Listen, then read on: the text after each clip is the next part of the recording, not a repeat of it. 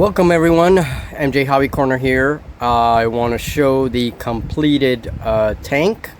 This is the super tank that I've been working on. It took about 3 days to complete, and now it is complete and ready to be painted. So here is the vehicle with all its details. Now let's look at some of the features. The turret obviously moves. We have here, there's a hatch on the turret that I added. There's some detail back here that I added, right where the shells are being stored, right, for the turret. Here we have a missile launcher. So it has a missile launcher, and that deviates greatly from the World War I version. This tank is inspired by the char 2C and 3C, which were World War I vehicles. So of course this is gonna be for one of my games, and I just added some fictitious stuff to it. So it has all this detail here. All this is foam, and it has been polyurethaned, so it's nice and strong. Added the antennas, some hatches, added the machine gun today, and it took about 7 pieces to build it, and it's all from scratch. Okay, and it's some combination of foam, wire, stick, basically the same way I make my starships, same technique, and it's also polyurethaned.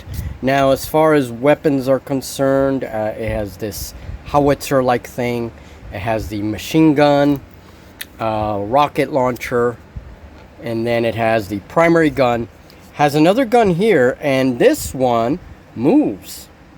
Yep, this one rotates all around, and this is not a difficult thing to do, actually. These kinds of things I do with a wooden ball like this. This is from those beads, right? It's from bead making kits. I use the wooden ball, and then for the frame outside here, I use the inside of a cap, the rubber insert. And I removed that, and that's what I used for the frame. Now I had to cut a hole, of course, to fit the ball, and it has to be a hole that doesn't allow the ball to come out. Also, there is a hole in the cardboard that's only big enough to allow some of the ball to rest on it, but not to go through entirely, and that helps it so that it gets all this motion, right? So it has a gun that moves, and then it has a machine gun here, machine gun there. The other thing is that this is a transport, and so it does have a ramp. Now I haven't made the connection yet for the ramp, but basically it's just for show.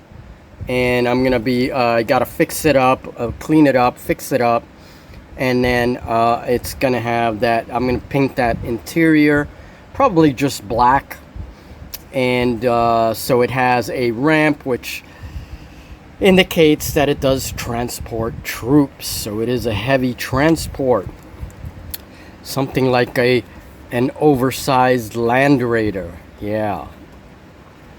Okay. So that goes in there, and that's it. Those are all the features that it has. And now I'm gonna give this a base coat of paint, and I'm gonna use my airbrush primarily. Oh yeah, I added the cool chain here, and there is a hatch under there as well. So has a lot of detail, and there's a view of it from the top. Now I'm going to leave it like this, very World War I-ish. It's for a game that's inspired by 40K, like One Page Rules, Grimdark, definitely fits the design. Okay, and here is the vehicle with its first coat of spray paint, and I'm going to do a sort of a desert camo. I think I am going to add some dark green to it, though. We'll see. So it'll be like a dark, different shades of tan with a little bit of forest green, like a dark green. So that's the camouflage scheme that I want to add. But it's looking good so far, you know. Everything with a little bit of paint, it makes a big difference. So let's just go over some of the materials. Here, the interior of a water bottle, and I just pull it out. That's what I use for that detail. These are little caps, plastic caps from tubes that Julie saves for me. And these are like these plastic tubes. Cardboard. There's about 2 different thicknesses of cardboard, and then the thickest cardboard I use for the corrugation, foam, and then the bits of when you cut your cable ties. That's what the air vents are, and they will become more apparent when I do my washes. Now let me let the camera focus. There we go. So you can see the bits of cut cable tie, and that's for the little vents. Right here you see them as well. The for gardening, the fencing material, it's plastic. It's very easy to use. Use that for the ladders. Straw. I always use straw. And then large buttons for the wheels, and also dowels to make the connections of the wheels. And then of course for the weapon, the guts of a spray bottle. That's the primary weapon. We have straws for the rocket launcher with little dowels that I sharpen with a pencil sharpener.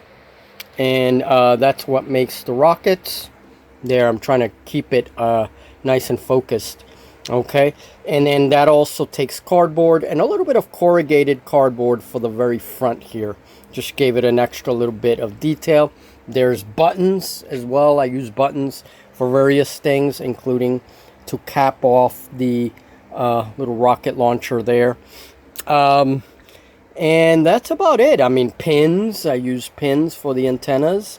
I also use pins to hold things together when they're gluing. For the moving machine gun or cannon down here, it's more like an autocannon type thing. I use the remnants, the wiry remnants of a clothespin that gives it that detail there. I cut those apart, and a little bit of cardboard and a dowel, and I always like to make the whole of the barrel. And then of course, to make it move like this, I used a bead for making necklaces, and then the inner rubbery insert that goes into a cap. That's what became the frame for the gun, and it was perfect. Sometimes you just gotta be lucky finding those things. A chain, and that's it. That's basically all the most important materials. There's a lot of like sticks and, you know, cardboard and cardstock and everything. So if you really want to see it from the beginning, check out the previous videos, and you'll see the difference now and then with those videos. You know, always when I start a project, never really know how it's gonna look until the very end. You know, this is where I finally get to see the fruits of my labor, and everything still turns and moves even after painting. Oh, and the little machine gun there is foam. There's 7 different pieces that go to make the little machine gun. If anyone's interested, I will make a short video on making weapons for vehicles like this, but that's only if people are interested, because I don't really, you know, it takes time to make all the videos and stuff. So if people are interested, I will show it separately. I'll come up with a second video, another video when I make my next tank, and I'll include that in the tank portion. Alright folks, so here it is. The super tank is now being painted, and this is going to be a very interesting vehicle for our games, and it's also quite the large vehicle. Going to be a lot of points. It's going to be a very costly vehicle. Alright folks, thank you very much for your support, and there it is, another scratch build. More vehicles, more tanks in the future. I'm planning a lot more stuff Talk soon, folks.